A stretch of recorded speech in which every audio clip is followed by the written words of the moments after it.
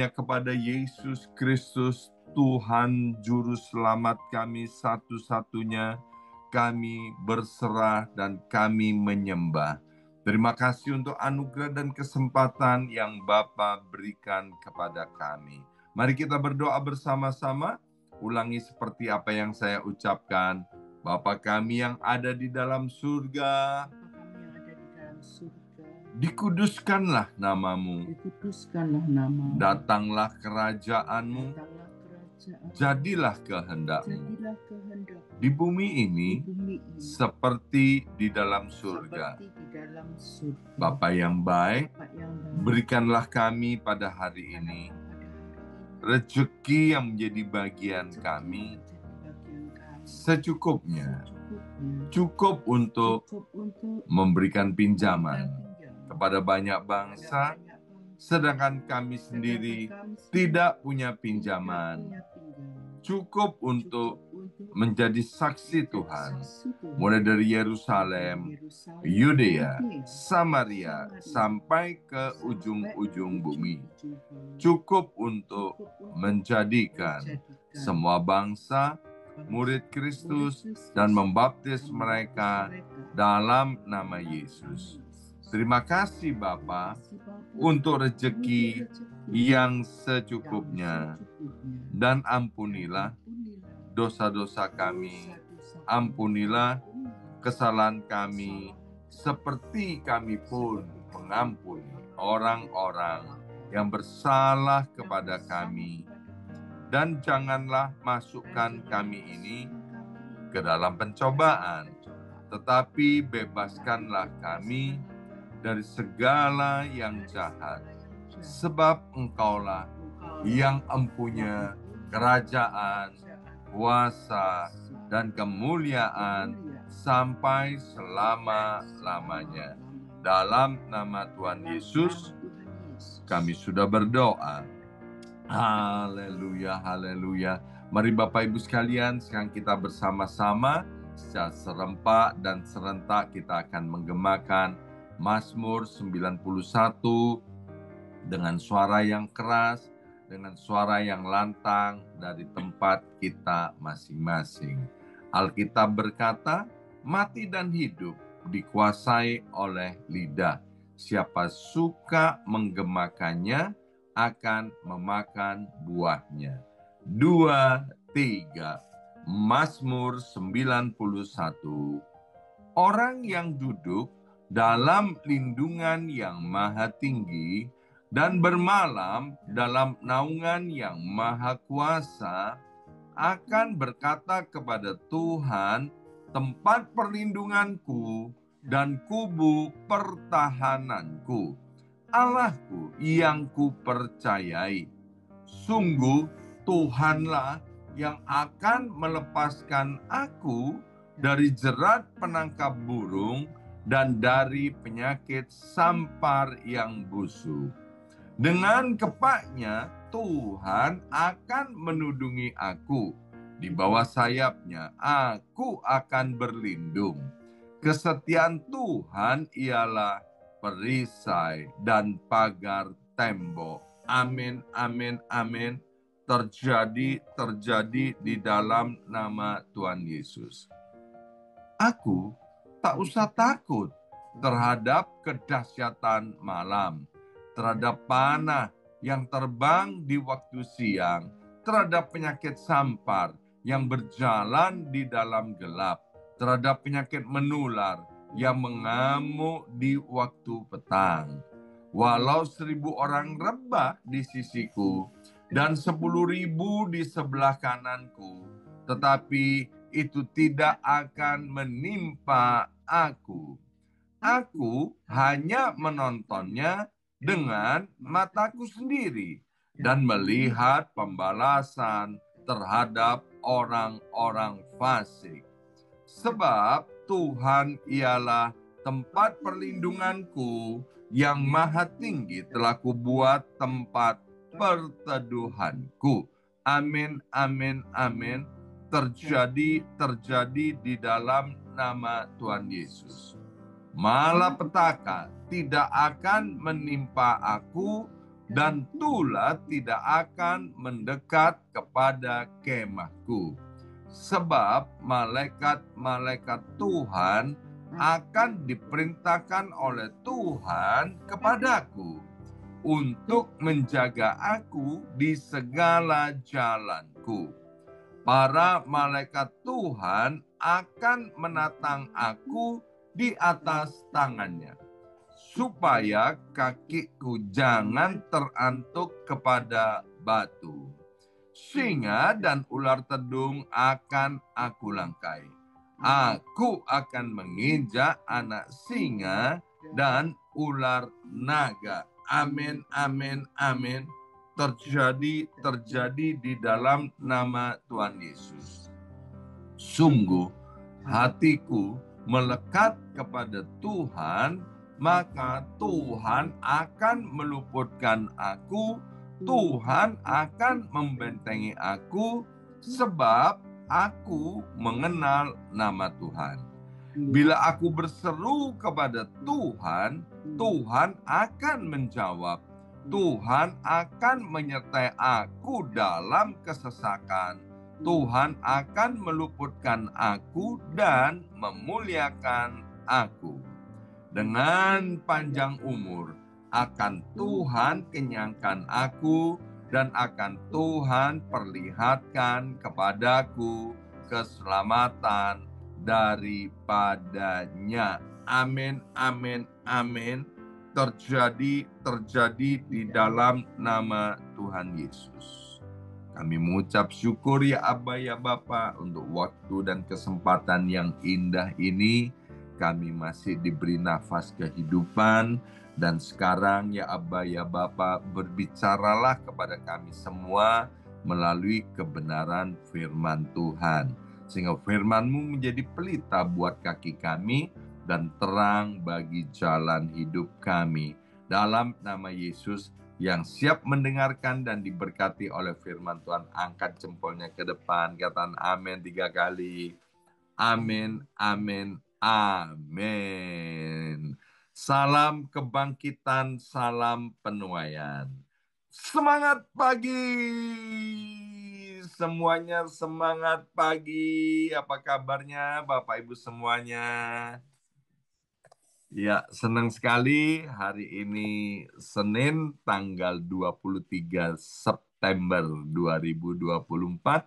Kita boleh bersama-sama kembali di dalam doa fajar. Bapak Ibu adalah anak-anak Tuhan yang luar biasa, yang diberkati dan terus bersemangat. Bapak Ibu tahu nggak, orang yang bersemangat katanya dapat menanggung semua penderitaan. Orang yang bersemangat dapat menghadapi apapun yang namanya krisis dan badai yang ada di depan kita. Bapak Ibu ya, kalau perhatikan, maka kita ini sekarang sesungguhnya sedang ada di dalam masa krisis Bapak Ibu sekalian ya. Cuman karena kita nggak kerasa, tiba-tiba aja kita udah nyampe di tanggal 23 September 2024. Itu semua karena anugerah Tuhan. Percaya atau tidak percaya, semua karena kemurahan Tuhan dan pemeliharaan Tuhan yang sempurna.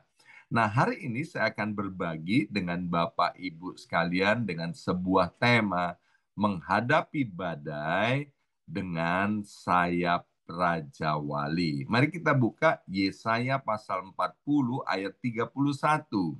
Yesaya pasal 40 ayat 31, demikian bunyi firman Tuhan.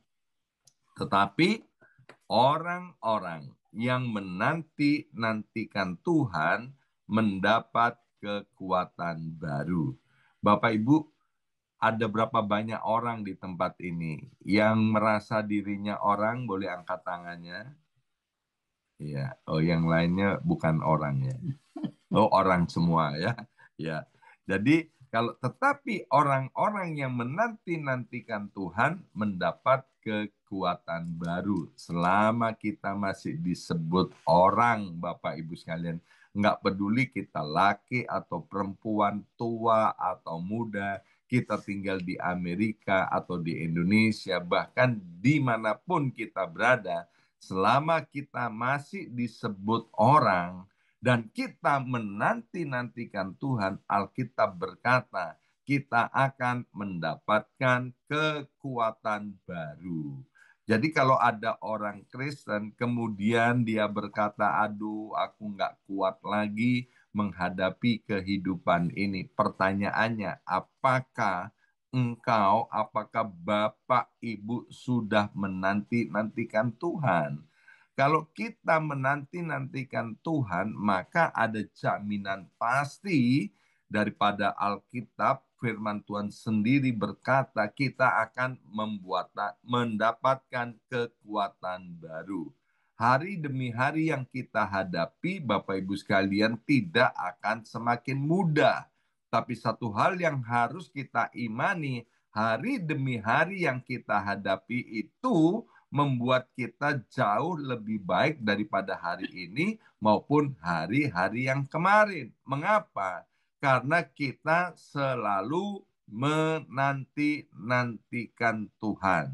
Ya, dikatakan selanjutnya dari Yesaya 40 ayat 31, mereka seumpama Raja Wali yang naik terbang dengan kekuatan sayapnya. Mereka berlari dan tidak menjadi lesu. Mereka berjalan dan tidak menjadi lelah. Ya, saya percaya khususnya Bapak Ibu yang sudah ada di Amerika Serikat, waktu kita ke Amerika Serikat, saya rasa nggak ada yang naik kapal atau berenang ya kan dari Indonesia.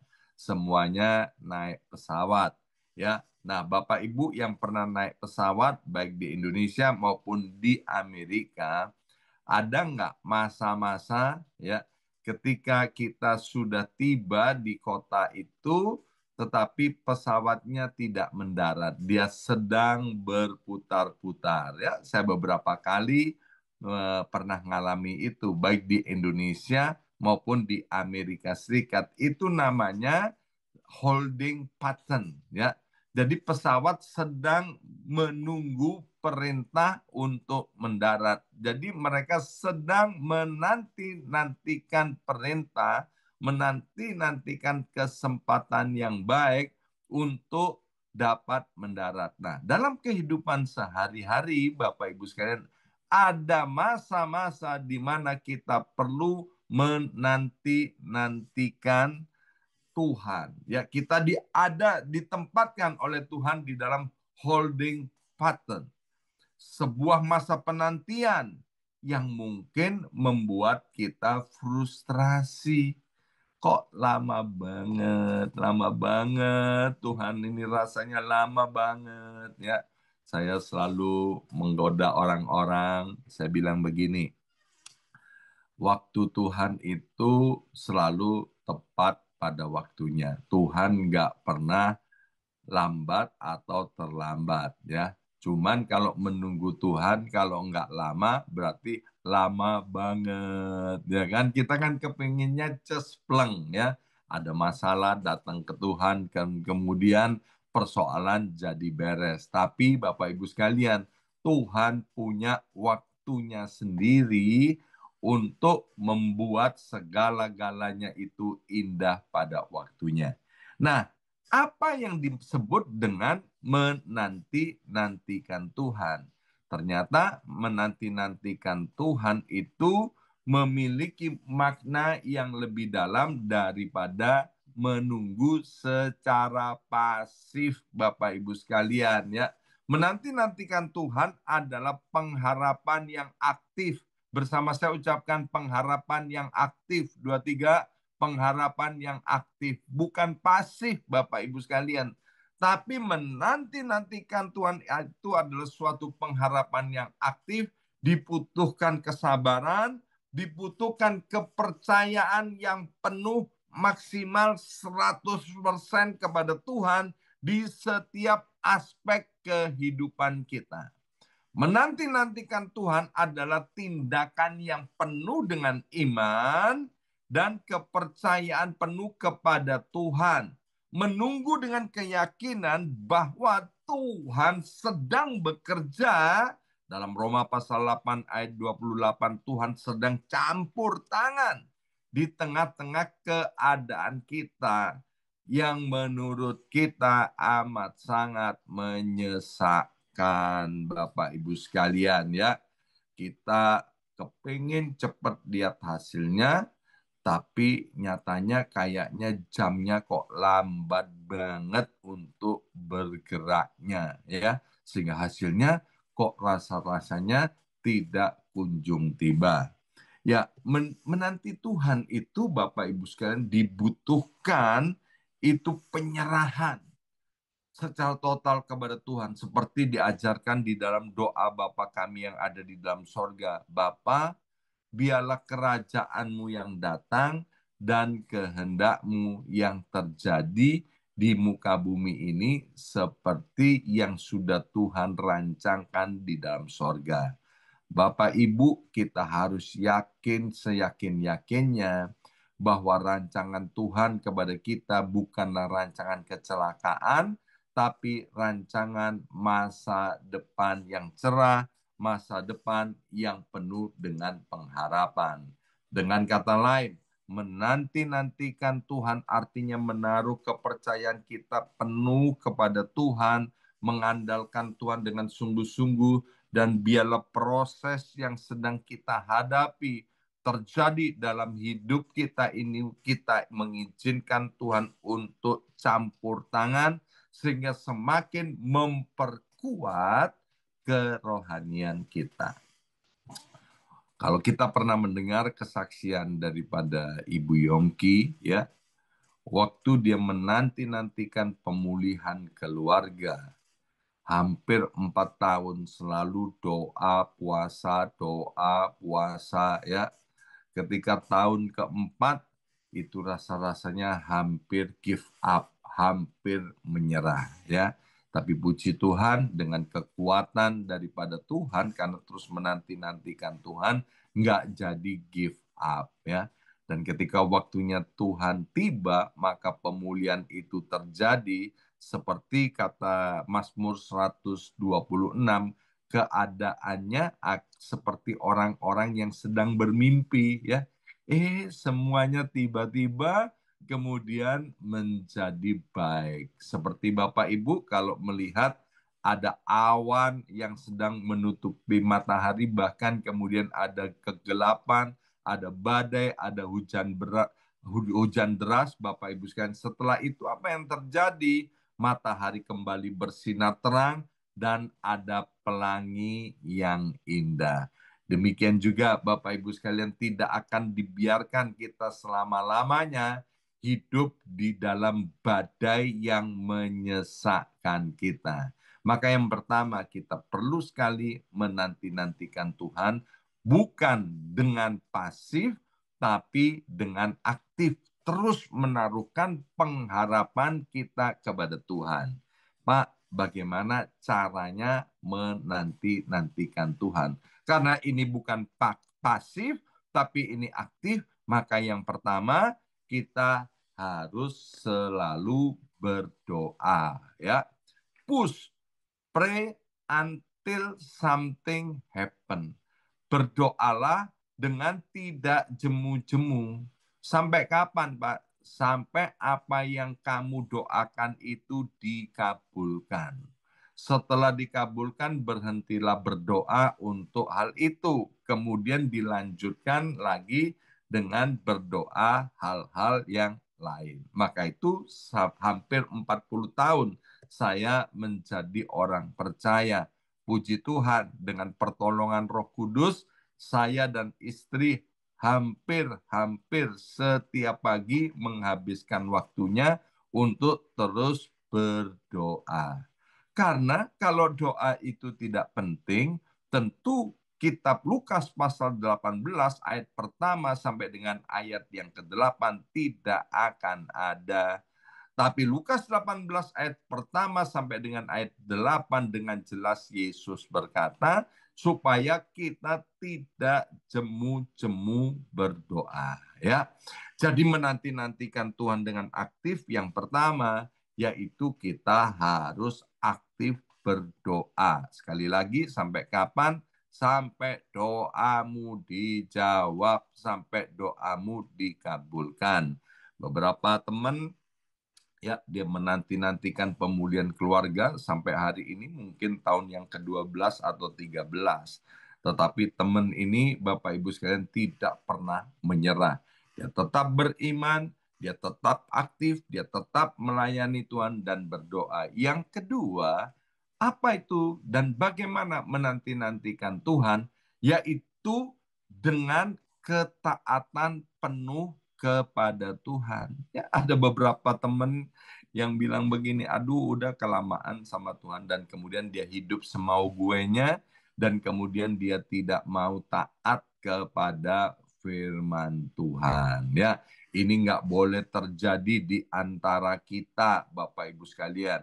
Bapak Ibu masih ingat dengan kisah Yusuf yang kemarin hari Kamis disampaikan oleh Ibu Pendeta Ruth Yulia. Bagaimana Yusuf ada di dalam penjara, ya. Yusuf dibuang ke dalam sumur, kemudian Yusuf menjadi budak di rumah Potifar, kemudian harus ada di dalam penjara. Kalau kita lihat perjalanan hidup daripada Yusuf, maka Yusuf tetap berlaku benar, taat kepada firman Tuhan dimanapun dia berada. Di rumah Potifar, ketika dia mendapatkan kesempatan untuk berbuat dosa, berzina, Bapak Ibu sekalian, dia memakai kesempatan itu untuk tetap hidup kudus. Dia memakai kesempatan itu untuk menunjukkan bahwa dia orang yang berintegritas, meskipun dia harus berakhir hidupnya, ya, hari itu dimasukkan ke dalam penjara. Dan di dalam penjara pun dia tetap cinta Tuhan, dia taat kepada firman Tuhan. Bukti kita mencintai dan mengasihi Tuhan adalah dengan ketaatan. Ya, ketaatan. Jadi kalau orang bilang aku cinta kepada Tuhan tapi tidak taat kepada firman Tuhan, itu perlu diragukan cintanya kepada Tuhan, ya. Jadi yang kedua, menanti-nantikan Tuhan, selain tadi berdoa dengan tidak jemu-jemu, yang kedua yaitu tetap hidup di dalam ketaatan. Yang ketiga, menanti-nantikan Tuhan itu bagaimana? Maaf Bapak Ibu sekalian, mulut ini harus dijaga, jangan sampai bersungut-sungut, jangan sampai ngomel, apalagi mengeluarkan kata-kata kepahitan, ya. Masih ingat bangsa Israel, ditulis di dalam 1 Korintus pasal yang ke-10, bagaimana sebagian besar orang Israel itu dibinasakan dalam perjalanan dari Mesir menuju tanah Kanaan. Kenapa? Karena dia ngomel, ngomel, ngomel. Ngomel itu, Bapak Ibu sekalian, bersungut-sungut itu adalah bentuk ketidakpercayaan kepada Tuhan. Lebih kejamnya lagi, orang ngomel itu sesungguhnya dia berkata kepada Tuhan, Tuhan, engkau nggak becus Tuhan. Ya, katanya engkau Tuhan. Tapi kenapa? Ini masalah kok terlalu berlarut-larut. Meskipun kita nggak berani mengucapkan itu, tapi dengan ngomel, dengan bersungut-sungut secara tidak langsung, hati kita sedang berkata seperti itu. Maka itu Bapak Ibu sekalian, ayo kita latih dari mulut, lidah, bibir kita untuk terus mengucap syukur ketika kita ada di dalam masa penantian. Kita tidak bersyukur untuk kecelakaan yang terjadi, kita tidak bersyukur untuk sakit penyakit yang diderita, kita tidak bersyukur untuk rumah tangga yang belum dipersatukan, tapi kita bersyukur bahwa Tuhan adalah Allah yang maha baik, Allah yang maha dahsyat. Kita bersyukur bahwa pasti Tuhan tolong dan Tuhan membuat segala-galanya baik. Kita bersyukur di tengah-tengah situasi yang tidak baik, Tuhan tidak berpangku tangan atau berdiam diri, ya. Tuhan turut bekerja di dalamnya untuk kemudian menjadikan badai itu, persoalan itu, membuat karakter kita menjadi semakin indah, semakin serupa dengan Kristus. Salah satu topik bulan ini di September ini pertumbuhan, yaitu bertumbuh mengarah kepada keserupaan dengan Kristus Yesus Tuhan, ya. Dan yang keempat, bagaimana menanti-nantikan Tuhan? Menanti-nantikan Tuhan yaitu dengan cara percaya sepenuhnya akan kebenaran firman Tuhan, ya. Kalau kita sering mendengarkan mengandalkan Tuhan, hari ini saya mau sampaikan kepada Bapak Ibu mengandalkan firman Tuhan. Jadi firman Tuhan, apa yang kita dapat firman Tuhan, apa yang menjadi rema kita pegang dengan sungguh-sungguh, kita andalkan, kita amenkan. Amin, amin, amin. Terjadi di dalam nama Yesus. Maka itu Mazmur 91 yang setiap pagi kita deklarasikan, setiap bagian saya selalu mengajak Bapak Ibu untuk mengucapkan terjadi di dalam nama Yesus. Itu artinya apa? Kita sedang mengandalkan firman Tuhan.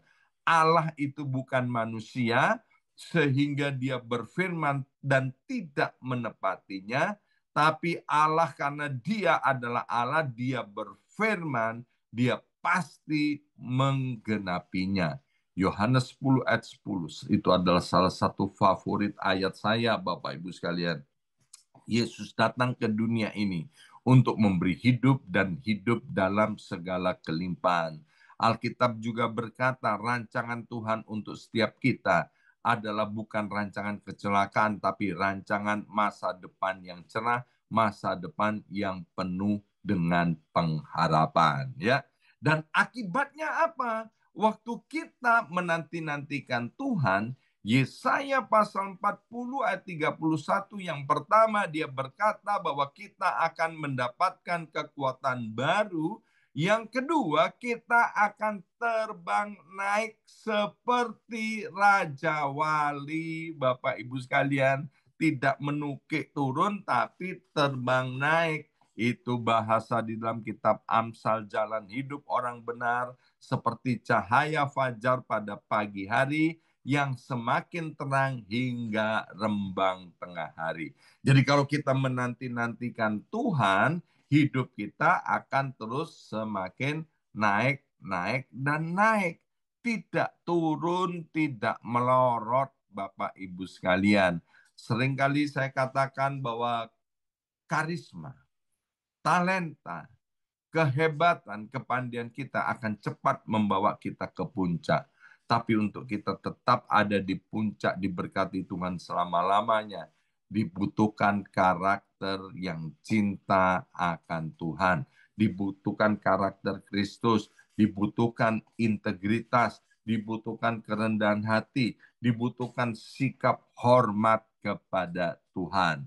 Orang yang menanti-nantikan Tuhan, selain mendapatkan kekuatan baru, dia akan terbang tinggi seperti Raja Wali, artinya hidupnya akan terus naik, naik, naik. Dan yang ketiga dikatakan berlari tidak menjadi lesu. Apa artinya, Pak? Berlari tidak menjadi lesu. Bapak Ibu sekalian, Rasul Paulus pernah menggambarkan bahwa kehidupan itu seperti perlombaan lari. Artinya apa?